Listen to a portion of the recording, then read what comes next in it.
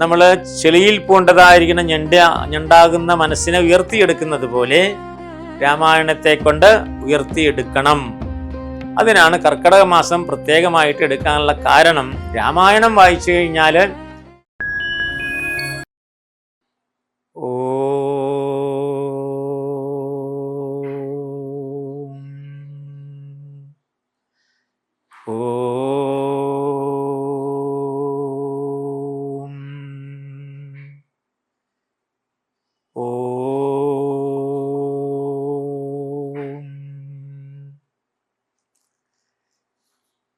ഇപ്പോൾ മിഥുനമാസത്തിലാണ് നാം എത്തിച്ചേർന്നിരിക്കുന്നത്. മിഥുനം കഴിഞ്ഞ് കർക്കിടക മാസം ആരംഭിക്കുകയായി.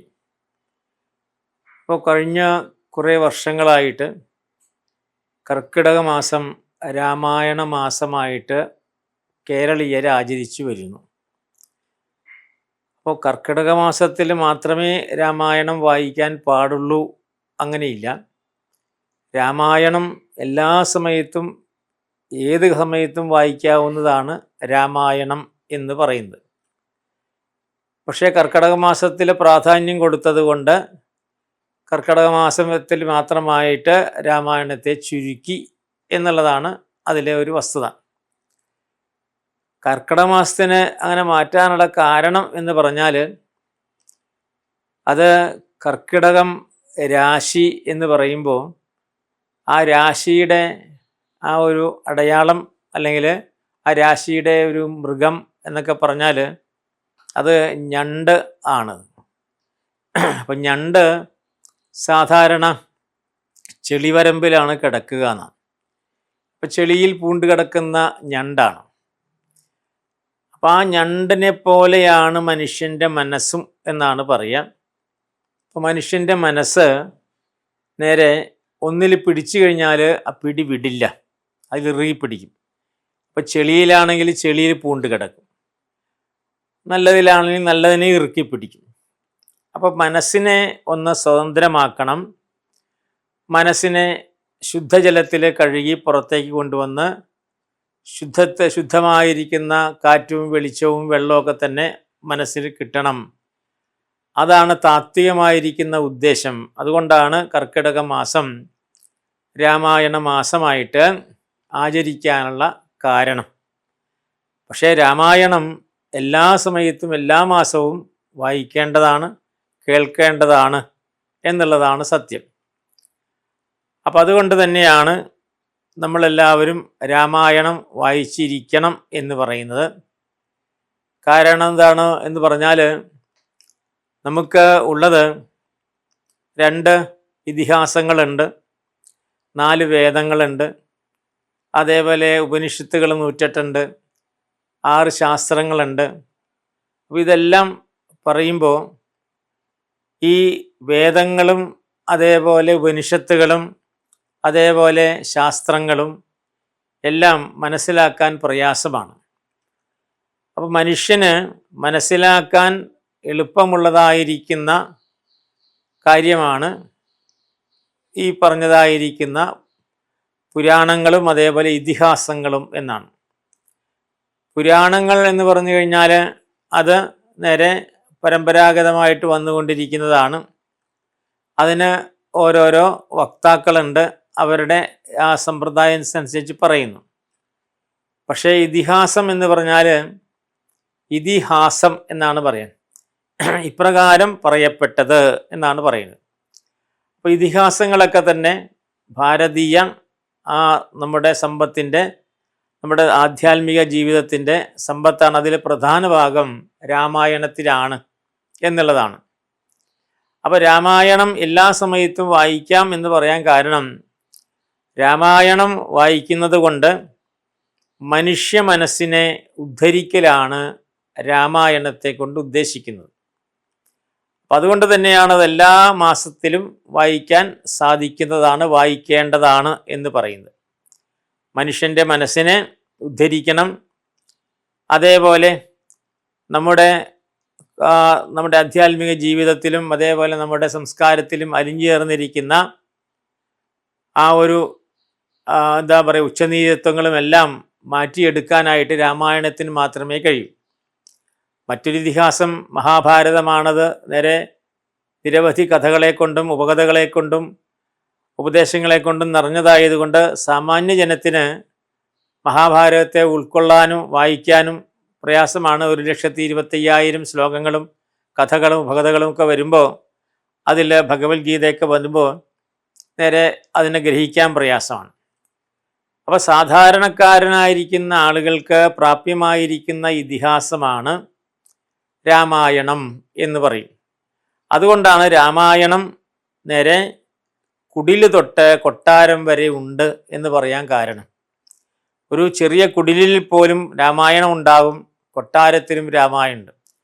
അപ്പോൾ കുടിൽ തൊട്ട് കൊട്ടാരം വരെയും, അതേപോലെ എല്ലാ ബ്രാഹ്മണൻ മുതൽ ഏറ്റവും, അപ്പോൾ അത് ജാതി പറയുന്നതല്ല, അപ്പോൾ ഏറ്റവും ശ്രേഷ്ഠമായിരിക്കുന്ന കർമ്മം ചെയ്യുന്നവനും, അതേപോലെ തന്നെ നേരെ നമ്മുടെ വേസ്റ്റുകളൊക്കെ പെറുക്കുന്നതായിരിക്കുന്ന ജോലിക്കാരൻ വരെ രാമായണം, നേരെ അവൻ്റെ ഗൃഹത്തിൽ രാമായണം ഉണ്ടാവും, അവൻ രാമായണം വായിക്കുകയും ചെയ്യും. അപ്പം എല്ലാ വിഭാഗത്തിൽപ്പെട്ടതായിരിക്കുന്ന ജാതി മത ഭേദങ്ങൾക്ക് അപ്പുറത്താണ് രാമായണത്തിൻ്റെ സ്ഥാനം. അതുകൊണ്ടാണ് നേരെ മുസ്ലിം രാഷ്ട്രമായിരിക്കുന്ന മറ്റ് മലേഷ്യയിലും അതേപോലെയുള്ളതായിരിക്കുന്ന പ്രദേശത്തെല്ലാം രാമായണത്തിന് പ്രസക്തിയുണ്ട്, അതിന് പ്രശസ്തിയുണ്ട്. അതുകൊണ്ട് എല്ലാ കാലത്തും വായിക്കാവുന്നതാണ് രാമായണം എന്നുള്ളതിൽ സംശയമില്ല. അപ്പം അതുകൊണ്ട് ആദ്യമായിട്ട് കർക്കിടക മാസത്തിൽ വായിക്കേണ്ടതായിരിക്കുന്ന ഗ്രന്ഥമാണ് രാമായണം എന്നുള്ള തെറ്റിദ്ധാരണയാണ് ആദ്യമായിട്ട് നീക്കേണ്ടത്. മറ്റൊന്ന്, രാമായണം സന്ധ്യയ്ക്കേ വായിക്കാവൂ എന്ന് പറയുന്ന ചില ആളുകളുണ്ട്. അതല്ല, രാമായണം മധ്യാഹ്നത്തിൽ വായിക്കണം എന്ന് പറയുന്ന ഒരു സമ്പ്രദായം വീട്ടമ്മമാരുടെ ഇടയിലുണ്ടായിരുന്നു. പക്ഷേ ഈ ഓരോ ഗ്രന്ഥങ്ങൾ വായിക്കുന്നതിനായിട്ട് ഓരോരോ സമയങ്ങൾ നേരെ നിശ്ചയിച്ച് വെച്ചിട്ടുണ്ട്. മധ്യാഹ്നത്തിൽ ഊണ് കഴിഞ്ഞിട്ട് ഇന്നത് വായിക്കണം, സന്ധ്യയ്ക്ക് ഇന്നത് വായിക്കണം.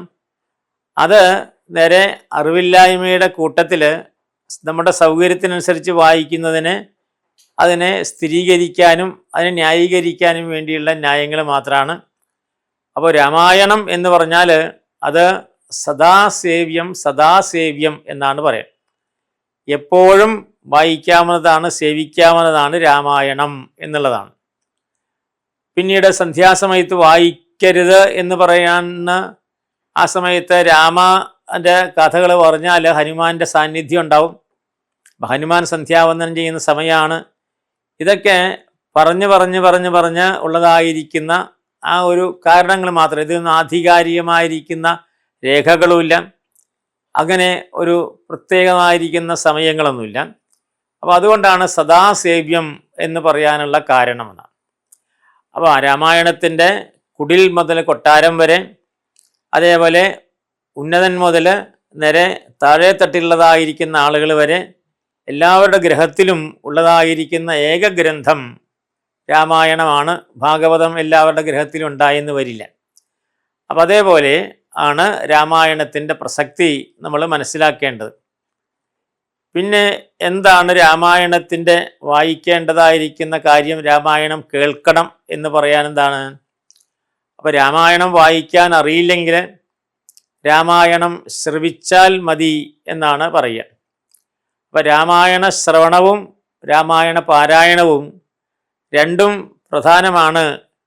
പാരായണം ചെയ്യാൻ സാധിക്കാത്തവർക്ക് രാമായണത്തെ ശ്രവിച്ചാൽ മതി, കേട്ടാൽ മതി. അതാണ് അതിൻ്റെ മറ്റൊരു പക്ഷമായിട്ട് പറയാം. അപ്പം അതുകൊണ്ട് തന്നെ രാമായണത്തിൻ്റെ പാരായണം ശ്രദ്ധാപൂർവം കേൾക്കാം, അതല്ലെങ്കിൽ പാരായണം ചെയ്യാം. രണ്ടും ഏത് സമയത്തും ചെയ്യേണ്ടതായിരിക്കുന്ന കാര്യങ്ങളാണ്. അതിന് സമയ മാസ ബന്ധങ്ങളൊന്നുമില്ല. പ്രത്യേകിച്ച് പണ്ട് കാലത്തൊക്കെ തന്നെ നേരെ വൃദ്ധരായിട്ട് കിടക്കുന്ന ആളുകൾ, അല്ലെങ്കിൽ മരണാസന്നരായി കിടക്കുന്ന ആളുകളുടെ സമീപത്ത് പോയിരുന്ന് രാമായണം വായിക്കും. അതെന്താ വായിക്കാൻ കാരണം? അപ്പോൾ രാമായണം വായിക്കുമ്പോൾ നേരെ രാമായണത്തിലെ സ്തുതികളാണ് വായിക്കുക.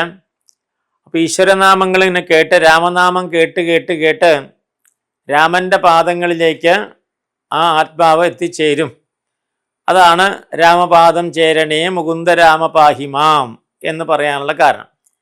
അതാണ് മരണാസന്നനായിരിക്കുന്ന ഒരാളുടെ അടുത്തിരുന്ന് വ്യക്തമായിട്ട് ഇപ്പോൾ രാമായണത്തിലെ സ്തുതികളൊക്കെ നന്നായിട്ട് വായിച്ചു കഴിഞ്ഞാൽ അവർക്ക് രാമപാദങ്ങളിൽ നേരെ ആശ്രയം ലഭിക്കും. അതാണ്. അപ്പം അതേപോലെ തന്നെ ഏത് സമയത്തായാലും രാമായണത്തിന് പ്രസക്തിയുണ്ട് എന്നുള്ളതിൽ സംശയമില്ല. സൽക്കർമ്മങ്ങൾ നടക്കുന്ന സമയത്ത് രാമായണം നമുക്ക് നടത്താവുന്നതാണ്. ഉദാഹരണം പറഞ്ഞു കഴിഞ്ഞാൽ കേരളത്തിൽ നേരെ പ്രത്യേകിച്ച് നേരെ തെക്കൻ പ്രദേശങ്ങളിൽ, അപ്പോൾ തിരുവനന്തപുരം, അതേപോലെ അതിൻ്റെ അപ്പുറത്തുള്ളതായിരിക്കുന്ന കന്യാകുമാരിയുടെ ഇപ്പുറം മുതൽ നേരെ ഏതാണ്ട് മധ്യ കേരളം വരെ, മലബാറിലേക്ക് അങ്ങനെ സാധാരണഗതിയിൽ കാണാറില്ല. പൊതുവെ എല്ലാ തരത്തിലുള്ളതായിരിക്കുന്ന സമയത്ത് രാമായണമാണ് വായിക്കാറ് എന്നുള്ളതാണ് സത്യം. ഉദാഹരണത്തിന് നേരെ വീട്ടിലെ ഗൃഹപ്രവേശം, വീടുകളിൽ ഗൃഹപ്രവേശം നടക്കുമ്പോൾ നേരെ പാല് കാച്ചണ സമയത്താൽ പാല് കാച്ചി കഴിഞ്ഞാൽ ഒരു സൽക്കർമ്മം ചെയ്യണം. അതിന് 2 പേരെ, പാരായണക്കാരെ 1-2 പേരെ വീട്ടുകാരൻ നേരെ അവിടെ ഇരുത്തും. അവർക്ക് നേരെ പാരായണം ചെയ്യാനുള്ള സൗകര്യം ചെയ്യും. രാമായണമാണ് പാരായണം ചെയ്യുക. അവർ രാമായണത്തിലെ പ്രസക്തമായിരിക്കുന്ന ഭാഗങ്ങൾ പാരായണം ചെയ്യും.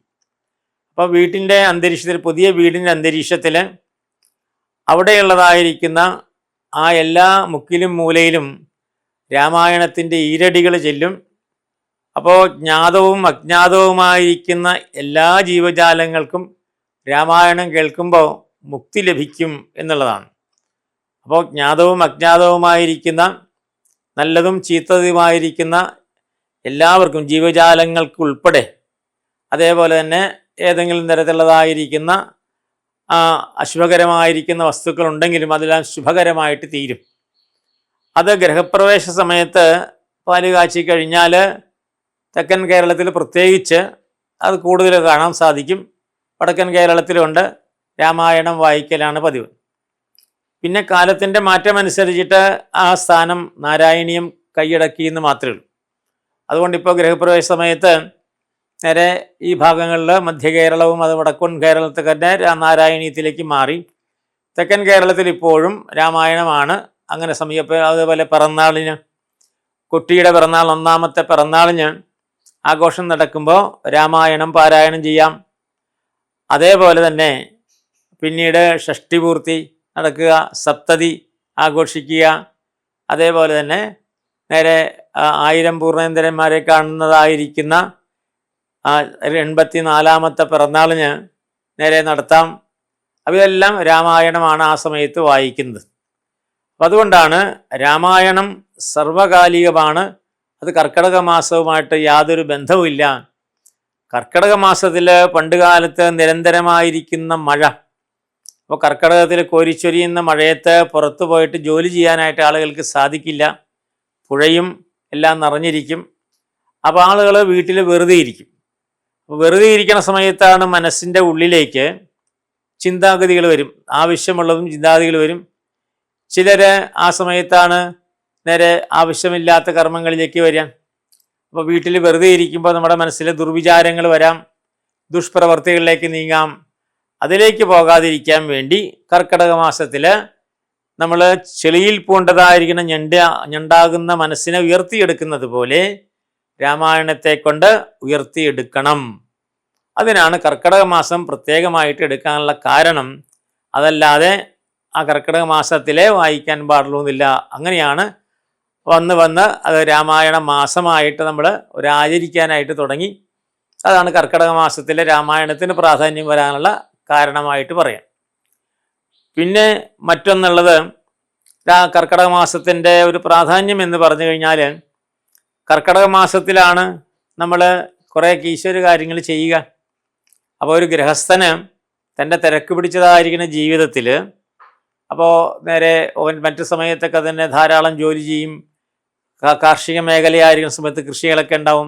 കർക്കിടക മാസത്തിൽ സ്വസ്ഥമായിട്ടിരിക്കും, കാർഷിക വൃത്തികളില്ല. അപ്പോൾ മിഥുനം കഴിഞ്ഞ് പിന്നീട് കർക്കിടക മാസം കഴിഞ്ഞാൽ ചിങ്ങത്തിലാണ് നേരെ മറ്റ് കാര്യങ്ങൾ ചെയ്യുക. കന്നിമാസത്തിൽ കൊയ്ത്തായി. അപ്പോൾ കർക്കിടക മാസം ഗൃഹസ്ഥാശ്രമികൾ നേരെ ഗൃഹത്തിലിരിക്കുന്ന സമയത്താണ്.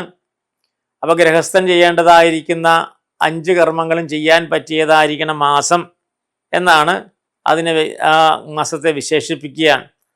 അതുകൊണ്ടും ആ സമയത്ത് വായിക്കുന്നു എന്നാണ്. കാരണം ഗൃഹസ്ഥനായി കഴിഞ്ഞാൽ നേരെ ചെയ്യേണ്ട കർമ്മങ്ങൾ ദേവപൂജ. അതുകൊണ്ടാണ് കർക്കിടക മാസത്തിൽ ക്ഷേത്രങ്ങളിലും വീടുകളിലൊക്കെ ഗണപതി ഹോമം ചെയ്യുന്ന കാരണം അതുകൊണ്ടാണ്. കാരണം ഒരു ദേവപൂജ ചെയ്യണം. പിന്നീട് നേരെ ജീവജാലങ്ങൾക്ക് ആഹാരം കൊടുക്കണം. കർക്കിടക മാസത്തിൽ ജീവജാലങ്ങൾക്ക് ആഹാരം കൊടുക്കണം. അപ്പോൾ അത് നേരെ കർക്കിടക മാസത്തിൽ നേരെ ഏതെങ്കിലും ജീവജാലങ്ങൾക്ക് നമ്മൾ പുറത്ത് ഭക്ഷണം നൽകാറുണ്ട്.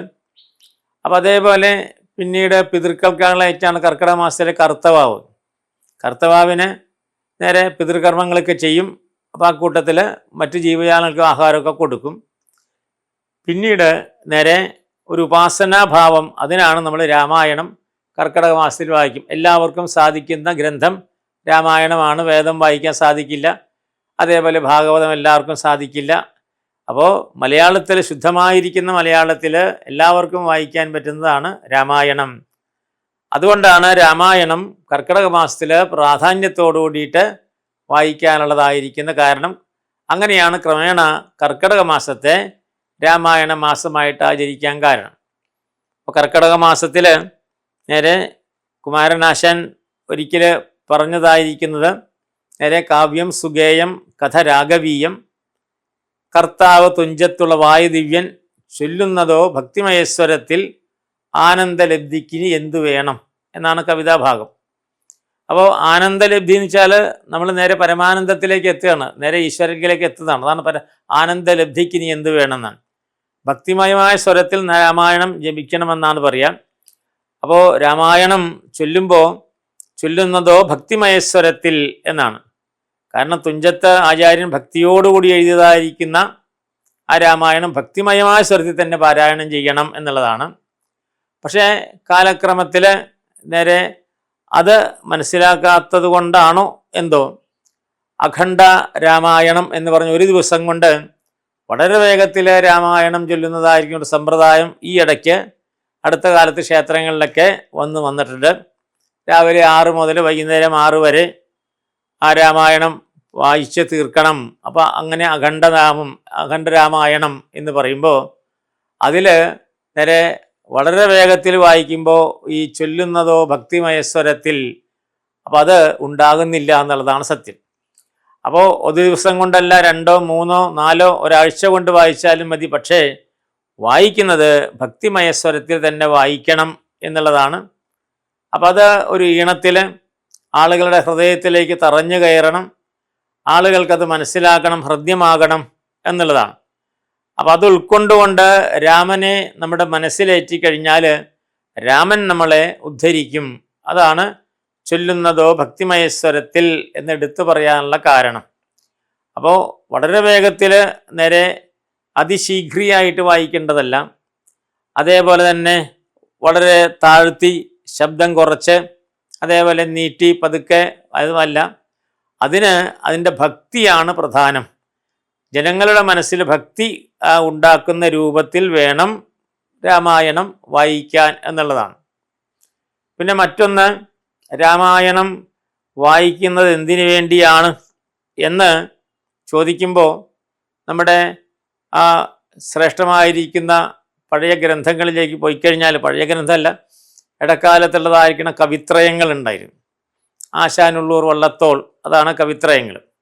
അപ്പോൾ കുമാരനാശാൻ്റെ ആ ദുരവസ്ഥ എന്ന് പറയുന്നതായിരിക്കുന്ന ഒരു കാവ്യമുണ്ട്.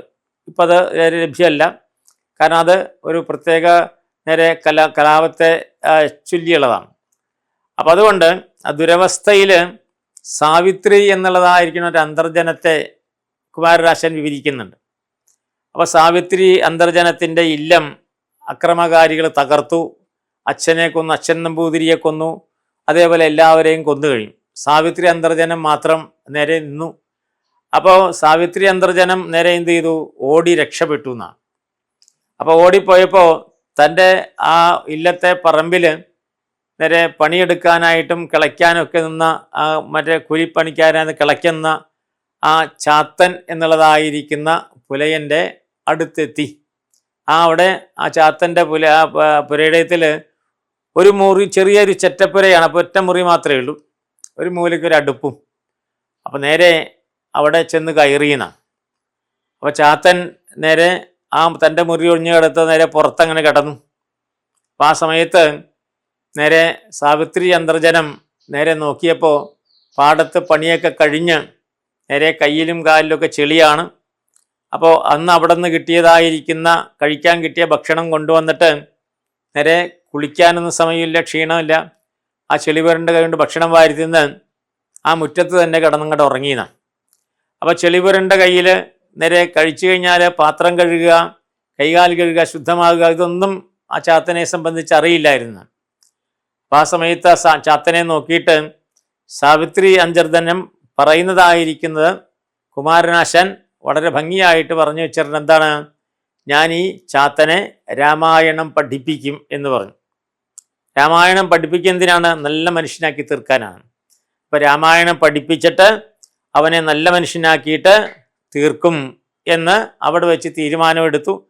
അങ്ങനെ രാമായണം അവനെ ഇരുത്തി വായിച്ച് കേൾപ്പിച്ച് അവന് ശുദ്ധി, വൃത്തി, അതേപോലെയുള്ളതായിരിക്കുന്ന സൽബുദ്ധികളൊക്കെ കൊടുത്തു എന്നാണ് അതിൻ്റെ തുടർന്നുള്ള ഭാഗം. അപ്പോൾ രാമായണത്തിൻ്റെ പ്രത്യേകത എന്ന് പറഞ്ഞാൽ നേരെ മനുഷ്യനെ അതിൻ്റെ താഴ്ന്ന ഭാവത്തിൽ നിന്ന് മുകളിലേക്ക് ഉയർത്തലാണ്. അപ്പോൾ അതാണ് രാമായണം നമ്മൾ ശ്രവിച്ചു കഴിഞ്ഞാൽ, ചാത്തനെ വായിക്കാൻ അറിയില്ല പക്ഷേ ശ്രവിച്ചു. അപ്പോൾ രാമായണം ശ്രവിച്ചു കഴിഞ്ഞാൽ അത് അവൻ്റെ മനസ്സിനെ ഉദ്ധരിക്കും, അവൻ്റെ ജീവിത രീതിയെ മുഴുവൻ മാറ്റും.